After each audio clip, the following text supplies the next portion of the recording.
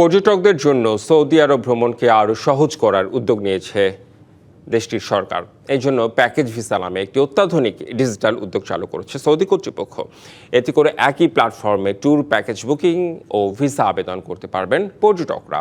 এতে করে বিমানের টিকিট, হোটেল বুকিং, দর্শনীয় স্থান পরিদর্শন সহ নানা সেবা মিলবে খুব সহজেই। পর্যটন শিল্পকে আরও আকর্ষণীয় করে তুলতে সৌদি আরব সরকার এমন উদ্যোগ নিয়েছে। এর আগে ভ্রমণ পিপাসুদের আকৃষ্ট করতে ই ভিসা, অন অ্যারাইভেল ভিসা সহ স্টপ ওভার ট্রানজিট ভিসা চালু করে সৌদি সরকার।